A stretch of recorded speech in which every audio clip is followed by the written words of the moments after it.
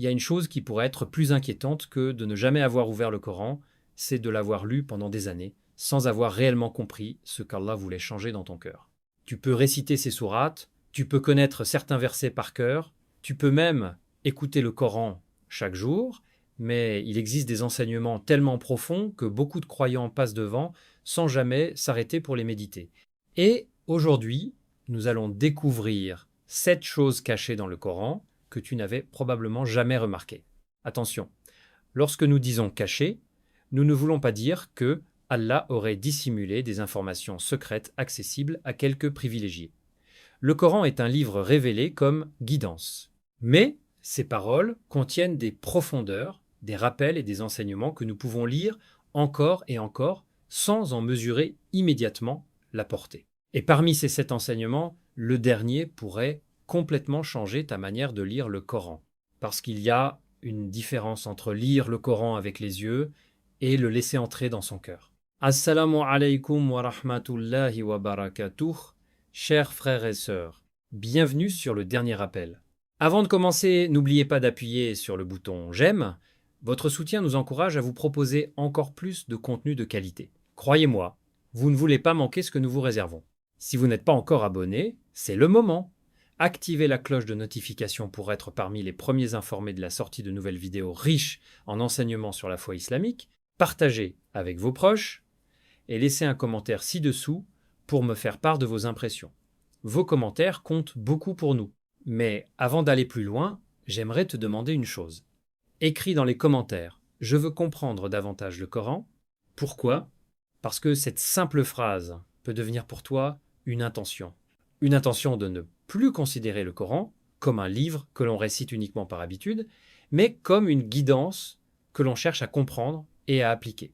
Allah dit dans le Coran « Ne médite-t-il donc pas sur le Coran » Surat Muhammad, pas plus tivuribu plampat. Cette question est profonde et nous oblige à nous arrêter. Est-ce que je lis seulement les paroles ou est-ce que je me demande ce qu'elles veulent dire pour ma vie ? Quand le Coran parle de patience, est-ce que je suis réellement patient ? Quand il parle du pardon, est-ce que je pardonne ?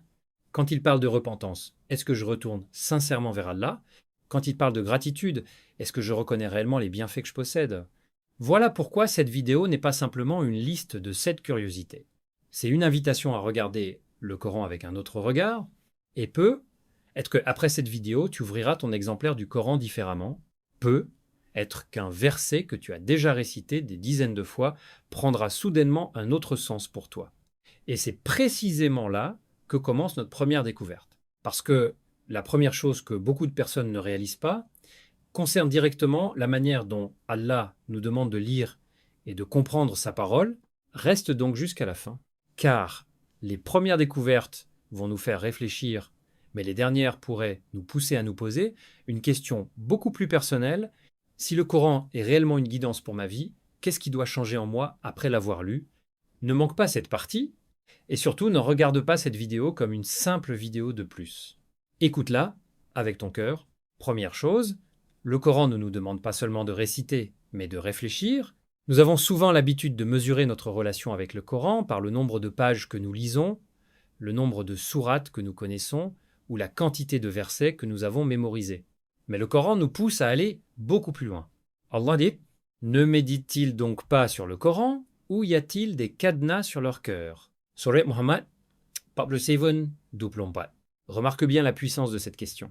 Allah ne dit pas simplement « Ne récite-t-il pas le Coran ?» Il parle de méditation. Cela signifie que lorsque tu lis un verset, tu dois parfois t'arrêter et te demander « Qu'est-ce qu'Allah veut m'apprendre à travers ces paroles ?» Imagine une personne qui traverse une période difficile. Elle ouvre le Coran, récite quelques pages, puis referme immédiatement le livre. Une autre personne lit moins de pages, mais lorsqu'elle rencontre un verset sur la patience, elle s'arrête et se demande « Suis-je réellement patient lorsque je suis éprouvé ?» Lorsqu'elle rencontre un verset sur la repentance, elle se demande si elle repousse constamment son retour vers Allah. Voilà la différence entre lire les mots du Coran et laisser les mots du Coran nous lire intérieurement. Et c'est peut être l'une des choses que nous oublions le plus facilement. Ne passe donc pas trop vite sur les versets. Parfois, un seul verset, compris et appliqué, peut avoir plus d'impact sur ton comportement que des dizaines de pages récitées mécaniquement. Et voici la deuxième chose. Deuxième chose, Les histoires du Coran ne sont pas simplement des histoires du passé. Quand Allah nous raconte l'histoire d'Adam, de Noé, d'Ibrahim, de Moussa, de Youssouf ou d'autres prophètes, ce n'est pas simplement pour nous raconter ce qui s'est produit il y a des siècles. Ces récits contiennent des leçons destinées à des êtres humains confrontés à des problèmes très semblables aux nôtres. Regarde l'histoire de Youssouf. Il a connu la jalousie de ses frères, il a été séparé de sa famille. Il a connu l'injustice. Il a été confronté à une immense épreuve. Il a connu l'emprisonnement alors qu'il n'avait pas mérité cette situation. Et pourtant, l'histoire ne s'arrête pas à son épreuve. Allah montre comment une personne peut traverser des moments extrêmement difficiles sans abandonner sa confiance en lui.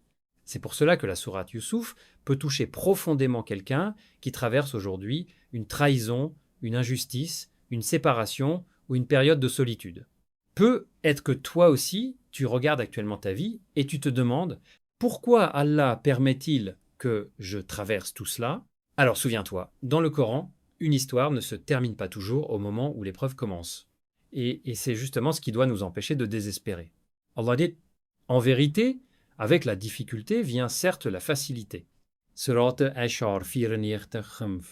La difficulté n'est pas forcément la dernière page de ton histoire. Ne quitte pas la vidéo maintenant, parce que la troisième découverte touche directement notre comportement quotidien. Troisième chose, le Coran ne cherche pas seulement à remplir notre mémoire, mais à transformer notre comportement. Tu peux connaître des dizaines de versets et continuer à blesser les autres avec ta langue. Tu peux réciter des sourates chaque jour et continuer à nourrir la rancune. Tu peux écouter le Coran pendant des heures et pourtant négliger la prière, l'honnêteté, la patience ou le respect des autres. Alors une question devient essentielle. À quoi sert la connaissance si elle ne produit aucun changement? Allah nous donne des enseignements extrêmement précis sur la manière de nous comporter avec les autres. Dans la sourate Al-Hujura, Allah nous met notamment en garde contre la moquerie, les insultes, les mauvaises suppositions et la médisance. Puis il dit « Et ne médisez pas les uns des autres » Sourate Al-Hujura, plus Milan Doublas. Imagine maintenant quelqu'un qui récite ce verset, puis quelques minutes plus tard prend son téléphone pour parler mal d'une autre personne. Le problème n'est pas l'absence de connaissance. Le problème est l'absence d'application. Et c'est là que le Coran devient réellement puissant dans notre vie. Il ne veut pas simplement que nous sachions. Il veut que nous changions. Il veut que notre langue change, que notre comportement change, que notre manière de traiter nos parents change, que notre manière de traiter notre conjoint change, que notre manière de traiter les pauvres, les faibles et même ceux qui nous ont fait du mal change. Le prophète Mohammed, que la paix et la bénédiction d'Allah soient sur lui, a enseigné l'importance du bon comportement et de la maîtrise de soi. Alors pose-toi cette question. Si quelqu'un observait ma vie sans savoir que je suis musulman, verrait-il dans mon comportement les traces de la guidance du Coran? Cette question peut faire mal, mais parfois les questions qui font le plus mal sont celles qui peuvent nous réveiller. Et voici pourquoi tu ne dois pas considérer cette vidéo comme une simple liste de 7 points. Les 3 premières choses nous montrent déjà quelque chose d'essentiel. Le Coran doit être récité, compris, médité et appliqué, mais nous n'avons encore découvert qu'une partie du message. Dans la prochaine partie, nous allons voir 2 autres enseignements qui peuvent complètement changer la manière dont tu regardes les signes d'Allah dans la création et les épreuves de ta propre vie. Et si tu as retenu quelque chose de cette section, écris dans les commentaires. Je veux appliquer le Coran, pas seulement le réciter. Écris-le sincèrement. Parce que peut être que quelqu'un qui lira ton commentaire aura lui aussi besoin de ce rappel aujourd'hui. 4e chose, le Coran nous apprend à regarder la création comme un ensemble de signes qui nous ramènent vers Allah. Arrête-toi un instant et regarde autour de toi.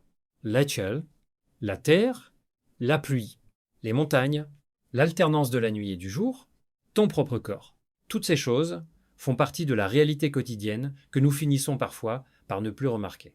Nous nous réveillons, nous travaillons, nous mangeons, nous utilisons notre téléphone, nous courons après nos obligations, puis nous nous couchons. Et au milieu de cette routine, nous oublions quelque chose d'essentiel. Nous vivons constamment entourés de signes qui devraient nous pousser à réfléchir à notre Créateur. Allah dit « Que de signes dans les cieux et sur la terre, auprès desquels les gens passent, tout en s'en détournant. » Sourate Yusuf 12-105. Cette parole mérite une véritable méditation.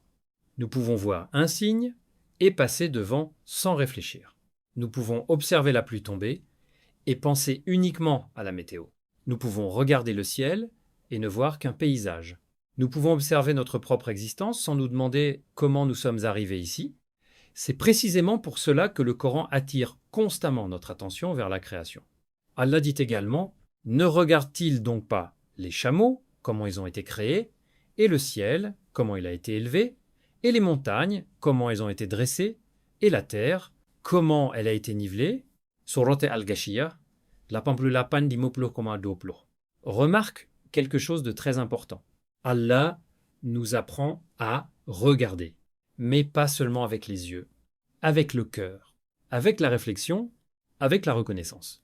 Le véritable objectif n'est donc pas de transformer chaque phénomène naturel en une théorie sensationnelle ou de prétendre que chaque détail scientifique moderne serait explicitement décrit dans le Coran. Le véritable objectif est plus profond. La création doit nous rappeler le Créateur. Lorsque tu vois quelque chose d'extraordinaire dans la nature, demande-toi « Qu'est-ce que cela m'apprend sur la puissance d'Allah ?» Lorsque tu observes la pluie après une longue période de sécheresse, souviens-toi de la miséricorde d'Allah. Lorsque tu regardes le ciel pendant la nuit, rappelle-toi que ta vie est minuscule devant l'immensité de la création. Et lorsque tu observes ton propre corps, pense à la fragilité et aux bienfaits que tu prends parfois pour acquis. Peut-être que tu n'as pas besoin d'un signe extraordinaire pour te rapprocher d'Allah. Peut-être que tu dois simplement apprendre à remarquer les signes que tu vois déjà chaque jour. Et maintenant, voici la 5e chose. Elle est encore plus personnelle. 5e chose. Le Coran nous prépare aux épreuves. Au lieu de nous promettre une vie sans difficulté, il existe une idée dangereuse que certaines personnes finissent par développer. Si je suis vraiment proche d'Allah, ma vie devrait devenir facile. Mais est-ce réellement ce que le Coran nous enseigne? Non. Le Coran nous avertit que les croyants seront éprouvés. Allah dit, très certainement, nous vous éprouverons par un peu de peur, de faim et de diminution de biens, de personnes et de fruits, et annonce la bonne nouvelle aux endurants. Surat al-Baqarah, Duo maratos limo limo. Regarde attentivement cette formulation. Allah ne dit pas que les croyants ne connaîtront jamais la peur. Il ne dit pas qu'ils ne connaîtront jamais la perte. Il ne dit pas qu'ils ne connaîtront jamais la tristesse. Il parle d'épreuves.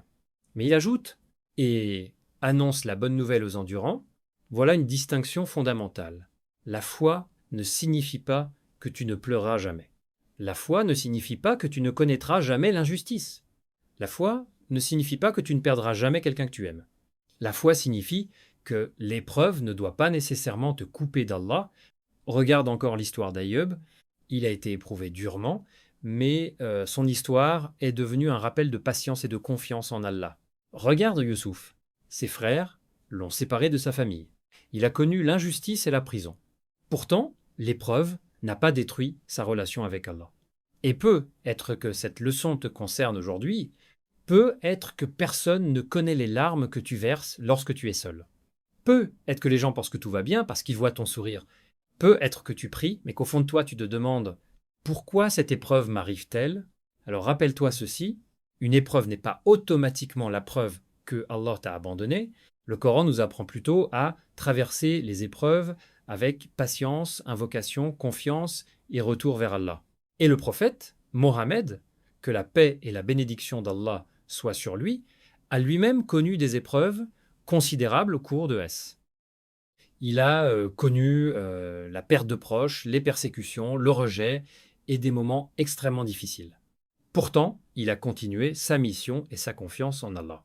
Voilà pourquoi nous devons faire attention lorsque nous traversons une période difficile. Ne laisse pas Shaitan te convaincre que ton épreuve signifie que Allah ne veut plus de toi. Au contraire, transforme ton épreuve en occasion de revenir vers lui. Lorsque tu souffres, invoque Allah. Lorsque tu as peur, invoque Allah.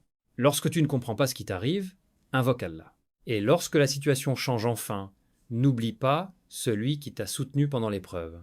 Mais attention, nous avons maintenant découvert 5 choses. Et pourtant, les 2 dernières vont toucher quelque chose d'encore plus profond. Parce qu'il est possible de connaître le Coran, de l'écouter, de le réciter et même de parler de ses enseignements sans que notre cœur ne change réellement. Alors pose-toi cette question. Est-ce que le Coran est seulement présent dans ma maison ou est-il réellement présent dans ma vie? Cette question mérite que tu prennes quelques secondes pour y réfléchir. Si tu traverses actuellement une épreuve, écris dans les commentaires, Allah augmente ma patience et ma compréhension. Tu n'es pas obligé de raconter ton problème personnel. Ce simple commentaire peut être ton rappel personnel et peut être qu'une autre personne qui traverse exactement la même chose le verra et comprendra qu'elle n'est pas la seule à lutter. Mais ne pars surtout pas maintenant, parce que nous arrivons aux deux dernières choses. Et la sixième va nous montrer pourquoi la foi ne signifie pas une vie sans épreuve. Tandis que la septième nous conduira vers une question encore plus importante. Qu'est-ce que le Coran doit réellement changer en toi? C'est là que le véritable message commence. Sixième chose. Le Coran ne nous promet jamais une vie sans épreuve, mais il nous apprend comment les traverser.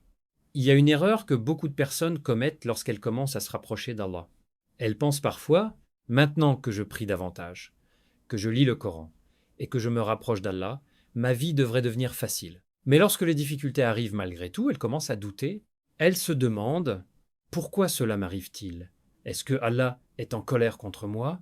Est-ce que ma foi est insuffisante? Pourquoi ma situation ne change-t-elle pas? Liwa. Le Coran nous donne une réponse profondément importante.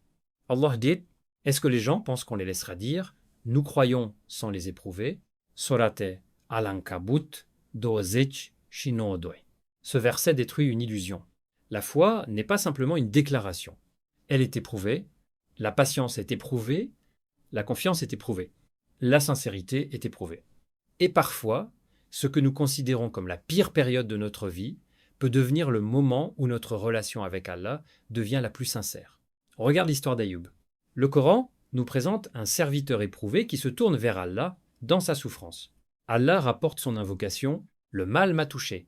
Mais toi, tu es le plus miséricordieux des miséricordieux. Surat al-Anbiya 21-83. Quelle magnifique attitude! Ayoub ne nie pas sa souffrance. Il ne prétend pas que tout va bien. Il reconnaît son épreuve. Mais il reconnaît également la miséricorde d'Allah. Voilà une leçon pour celui qui souffre aujourd'hui. Tu peux être triste et avoir la foi. Tu peux pleurer et avoir la foi. Tu peux être épuisé et continuer à espérer en Allah. Tu peux ne pas comprendre ce qui t'arrive tout en continuant à faire confiance à Allah. La patience ne signifie pas que tu ne ressens aucune douleur. Elle signifie que malgré ta douleur, tu refuses de couper le lien avec ton Seigneur. Et c'est précisément là que le Coran devient une source de force. Lorsque les gens ne comprennent plus ta souffrance, Allah la connaît. Lorsque tu ne trouves plus les mots pour expliquer ce que tu ressens, Allah connaît ce qui se trouve dans les poitrines. Lorsque tu penses que personne ne voit tes efforts, Allah les connaît. Alors ne mesure pas la proximité d'Allah uniquement à la facilité de ta vie. Parfois, la véritable victoire n'est pas que l'épreuve disparaisse immédiatement. La véritable victoire peut être que l'épreuve ne réussisse pas à éloigner ton cœur d'Allah. Et maintenant, nous arrivons à la septième chose, celle qui résume en quelque sorte toutes les précédentes. Septième chose. Le véritable trésor du Coran n'est pas seulement ce que tu apprends, mais ce qu'il transforme en toi. Tu peux posséder plusieurs exemplaires du Coran, tu peux écouter sa récitation chaque matin, tu peux mémoriser de nombreuses sourates. Lorsque tu lis sur la patience, deviens-tu plus patient? Lorsque tu lis sur le pardon, deviens-tu plus capable de pardonner? Lorsque tu lis sur la justice, deviens-tu plus juste? Lorsque tu lis sur la gratitude, deviens-tu plus reconnaissant? Lorsque tu lis sur la repentance, retournes-tu réellement vers Allah après avoir péché?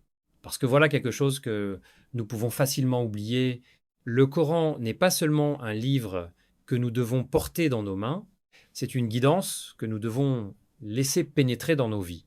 Allah dit: ceux qui ont cru et dont les cœurs se tranquillisent à l'évocation d'Allah.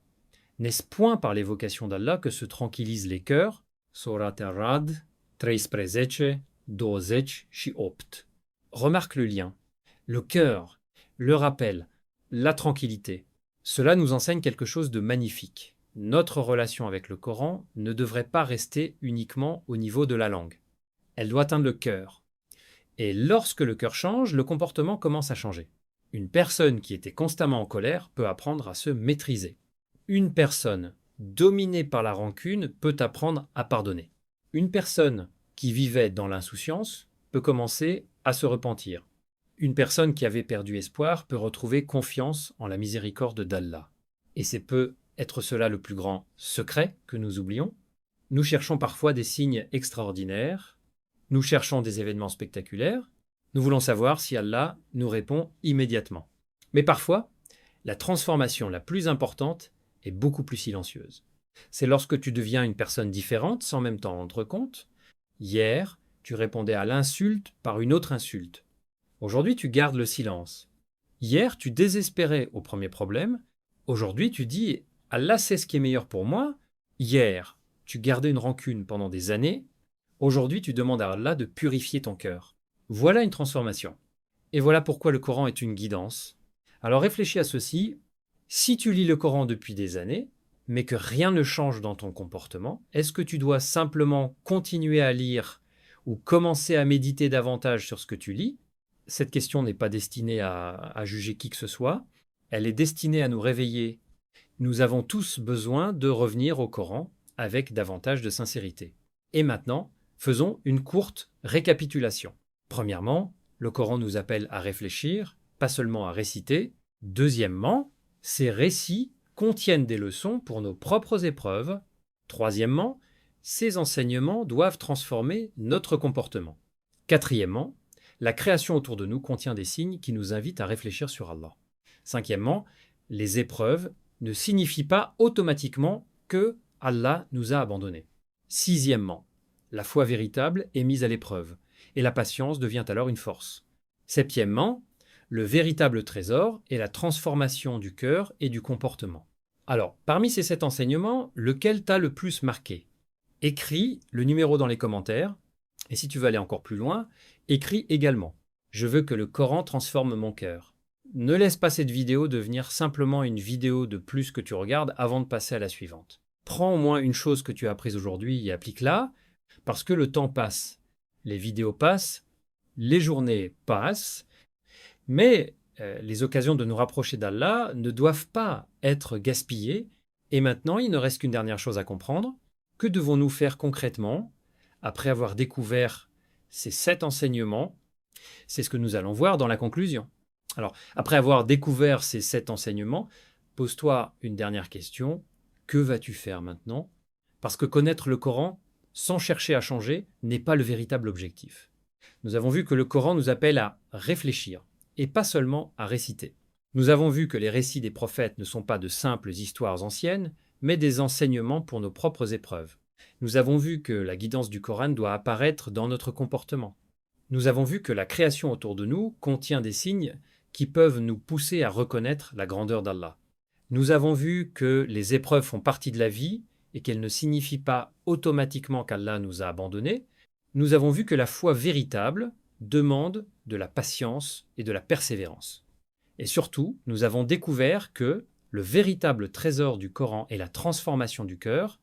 Mais maintenant, imagine quelque chose. Imagine que demain matin, au lieu d'ouvrir le Coran simplement pour terminer un certain nombre de pages, tu l'ouvres avec une intention différente. Tu lis unfazet, tu t'arrêtes, tu réfléchis, tu te demandes « Qu'est-ce qu'Allah veut m'apprendre ici ?» Puis tu fermes le Coran et tu essaies d'appliquer cet enseignement dans ta journée. Peut-être que tu seras confronté à quelqu'un qui t'énerve. Tu te souviendras de la patience. Peut-être que quelqu'un te fera du mal. Tu te souviendras du pardon. Peut-être que tu connaîtras une difficulté. Tu te souviendras que les épreuves ne signifient pas nécessairement qu'Allah t'a abandonné. Peut-être que tu commenceras à apprécier un bienfait que tu considérais auparavant comme normal. Et petit à petit, le Coran ne sera plus seulement un livre que tu lis, il deviendra une guidance qui influence ta manière de vivre. Et peut-être que c'est là l'une des choses les plus importantes que nous devions comprendre. Nous cherchons parfois quelque chose d'extraordinaire. Nous attendons un signe spectaculaire. Nous espérons qu'un événement incroyable va soudainement changer notre vie. Mais parfois, le signe le plus précieux est beaucoup plus discret.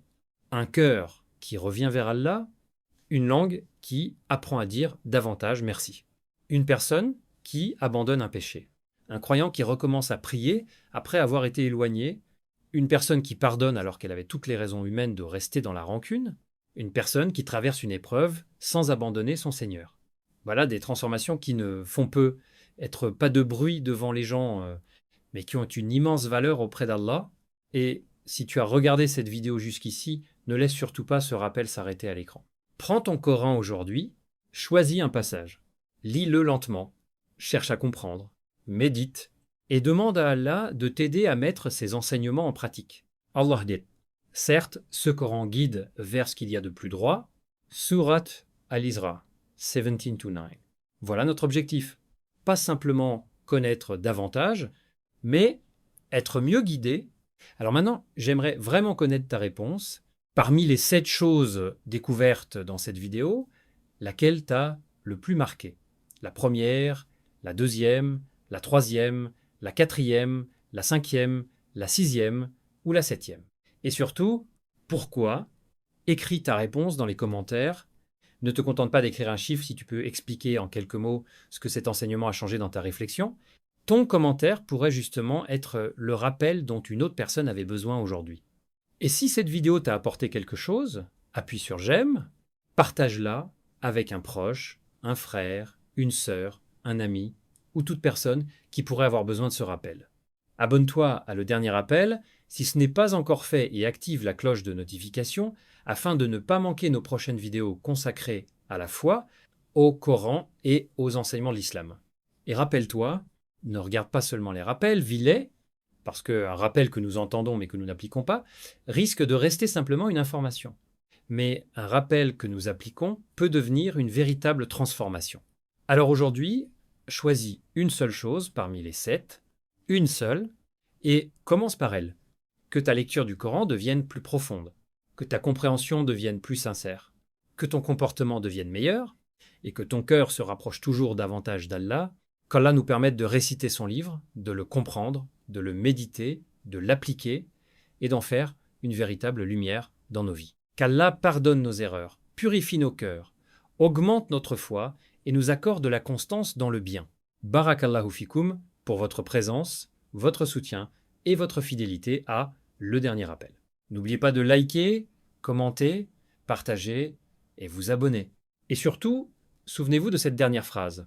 Le Coran n'est pas seulement un livre que nous devons avoir dans nos maisons, c'est une guidance que nous devons laisser entrer dans nos cœurs. À très bientôt pour un nouveau rappel. Assalamu alaikum wa rahmatullahi wa barakatuh.